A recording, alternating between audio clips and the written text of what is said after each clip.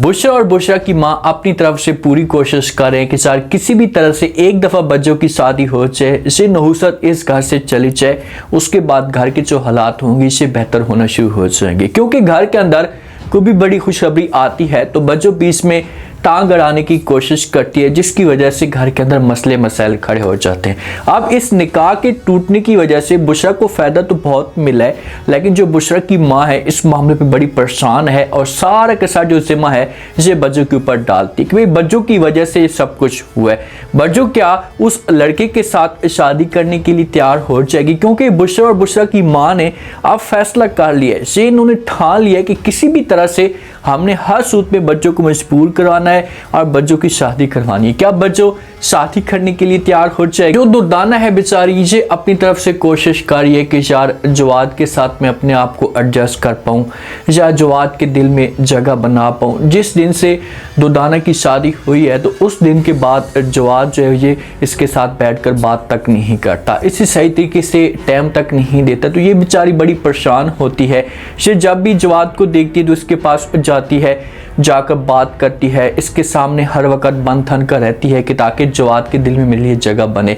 लेकिन जवाद जो होता है इसे खुलकर बोल पड़ता है और दुर्दाना को कहता है कि प्लीज़ आप जो वो जिस हिसाब से मेरे सामने घूम रही हैं, मेरे सामने आकर प्यारी बातें करती हैं, आप मेरे दिल में आने के बहाने ढूंढने की कोशिश ना करें, क्योंकि इस दिल में किसी की भी कोई और जगह नहीं है, सिर्फ और सिर्फ एक ही औरत की जगह थी।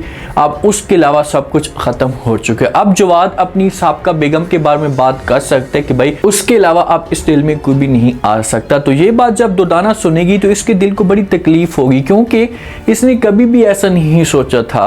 खानदान वालों ने इसे मजबूर किया, इसने आकर शादी कर ली, तो अब शादी हो चुकी है। तो इस शादी के बाद अब इसके लिए बड़े मसले मसाइल खड़े हो रहे हैं। जो जवाद का बेटा है इसे भी सही तरीके से बात तक नहीं करता, जवाद अपनी बेगम को टाइम तक नहीं देता, और ऊपर से जो जवाद की माँ है इसे तो हर वक्त बहाने ढूंढने की कोशिश करती और हर वक्त ही तंज करती रहती। तो बेचारी बड़ी अपसेट रहना शुरू हो जाती है। बेचारी हर वक्त परेशान रहती कि भाई आखिरकार क्या किया जाए, इस मसले का हल कैसे निकाला जाए।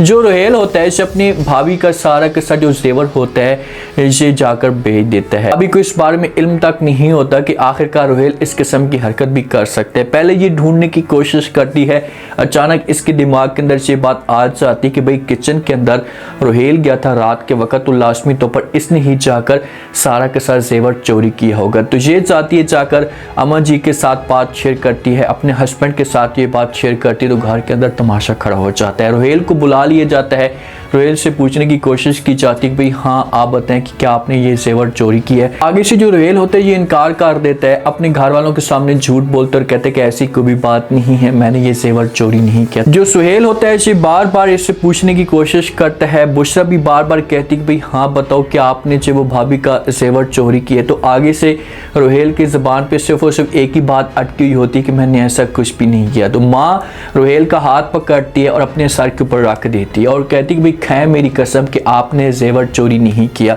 तो जब ये सीन सारा के सारा रोहेल देखता है तो यहाँ पर फिर से चुप लग जाती है, फंस जाता है, कसम नहीं खा सकता। तो इसी वजह से इसे बोल लेते हैं कि भाई हाँ वो जेवर मैंने चोरी किया। तो चोरी करने के बाद वो बोलते हैं कि भाई आपने फिर क्या किया, चोरी तो कर लिया। सोहेल कहता है कि वो सारा का सारा जेवर मैंने बेच दिया। तो सोहेल यहाँ पर इसे मारना शुरू कर देता है, इसे अच्छी तरीके से इसकी पिटाई करता है। बुशरा बीच में आती है, छुड़वाने की कोशिश करती है। रोहेल बार बार अपने भाई को कहते हैं कि प्लीज़ मुझसे गलती हो गई है, मुझे माफ़ कर दे, लेकिन उस वक्त इसका भाई को भी बात नहीं सुनता। किसी तरह से बुशरा छुड़ाती है तो सोहेल जो गुस्से में कहते हैं कि भाई इसकी औकात ही नहीं है कि मैं इसे मारूं, इसे मारने के काबिल तक नहीं है, कि भाई इस हद तक भी ये जा सकता है, मैंने कभी भी नहीं सोचा। बेचारी भाभी को बड़ी तकलीफ होती है। माँ जी होती है वो भी इस मामले में परेशान होती है कि आखिरकार इस बंदे का क्या किया जाए। उधर से बच्चों आकर हर वक्त दिमाग खाती रहती है, ऊपर से रोहेल की इस तरह की हरकतें हैं, इसे घर के अंदर कोई ना कोई तमाशा खड़ा करता रहता है। तो माँ जी को अब डिसीजन लेना होगा, इसे बच्चों को भी जल्दी से शादी करवाए और रोहेल की भी जल्दी से शादी करवाए। जब इनकी शादी हो जाएगी तो फिर किसी तरह से घर के अंदर सुकून आ जाएगा। जब तक ये दोनों इस घर के अंदर मौजूद हैं तो घर के अंदर कोई ना कोई तमाशा खड़ा होता ही रहेगा। बुशरा मिलती है फुआद के साथ, इसके साथ बात करती है।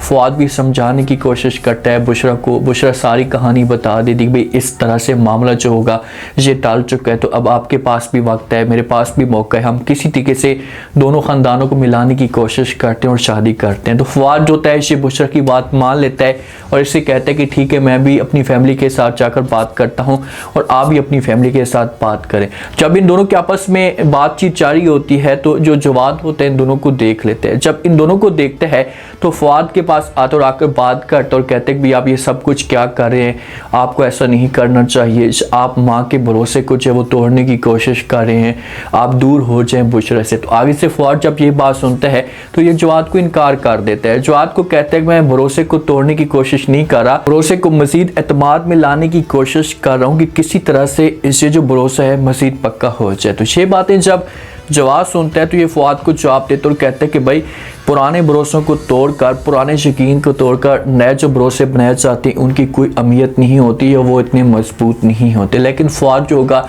ये अपने भाई को इनकार कर देगा, क्योंकि जो इनका एक समझो कि रिश्ता था ना वो तो ख़त्म हो चुका है। जवाद ये समझता है कि भाई कभी भी जो मेरी माँ है ना ये नहीं मानेगी, तो इसलिए मैं फवाद को भी समझाने की कोशिश करूँ। जो जवाद की माँ है ये जवाद के सामने ये बात कर भी चुकी है, उसे कह भी चुकी है कि भाई चाहे जो कुछ भी हो जाए फवाद को आप जो वो साफ अल्फाज में कह दें कि भाई आपकी शादी बुशरा के साथ नहीं हो सकती, तो इसी वजह से बुशरा से वो दूर हो जाए। तो आकर जवाद बात करने की कोशिश करता है लेकिन फवाद की ज़बान पे एक ही अल्फाज होता है और ये अपने भाई को इनकार करते। अपने भाई को कहेगा कि भाई चाहे जो कुछ भी हो जाए मैं बुशरा के अलावा किसी और के बारे में सोच भी नहीं सकता। फवाद जवाद को तो समझा लेगा, उसे किसी भी तरीके से राज़ी कर लेगा और जवाद जो होगा सिर्फ फवाद को कहेगा कि चलो ठीक है, मुझे कोई एतराज़ नहीं है, किसी किस्म की कोई मसले वाली बात नहीं है, लेकिन आप अपनी माँ को राज़ी करें। क्योंकि जवाद उस हिसाब से अपनी माँ के सामने बात नहीं करता और फवाद भी बात नहीं करता, ये भी डरता है। तो अब इन दोनों को दिल बड़ा करना होगा और फिर जाकर जो होगा से आगे बात चलेगी। अब बुशरा अपने दोस्त के जो वो किसी कज़न को या उसके भाई को अपने घर में बुलाती है जिसका नाम सिकंदर होता है। लास्ट में तो पर ये बच्चों के रिश्ते के लिए ही आया होगा, बच्चों को देखने के लिए। तो माँ जी वहाँ पर जो झूठ बोल लेती है और बुशरा को कहती है, बच्चों वहाँ पर पूछती कि भाई ये आप लोगों का क्या लगता है, तो बीच में माँ जी झूठ बोलती कि भाई ये बुशरा के दोस्त का भाई है। तो इस तरह से इनकी अब कहानी चलना शुरू हो जाएगी और ये आकर बच्चों को देखेगा। लेकिन जब बच्चों ये माहौल देखेगी ना तो देखें बच्चों यहाँ पर कभी भी ये बात नहीं मानेगी, फिर कोई ना कोई तमाशा खड़ा करेगी और उस लड़के के अंदर नुक्ताचीनियाँ ढूंढने की कोशिश करेगी। माँ और बुशरा तो ये इन्होंने ठान लिया कि भाई हमने किसी तरह से बच्चों की शादी करवानी है। एक दफ़ा बच्चों की शादी हो जाएगी ना तो फिर के जो घर के मामलात होंगे ये सारे के सारे स्टेबल होना शुरू हो जाएंगे, घर के मामलात ठीक हो जाएंगे। अब बच्चों घर के अंदर बैठी हुई है ना तो किसी की भी वो शादी नहीं होने दे रही, वो चाहती कि पहले मेरी शादी हो, जब इसकी शादी का मौका आता है तो ये कोई ना कोई बहाना ढूंढ लेती है। तो आप बच्चों को इसे चुप करें और चुपचाप किसी तरह से मुंह बंद करके बच्चों को यहाँ से भेज दे, तो फिर उसके बाद बुशरा की बारी आ सकती है। लेकिन अब बुशरा को मौका मिला हुआ है तो बुशरा को चाहिए कि बुशरा बीच में अपनी माँ को प्यार से समझाए।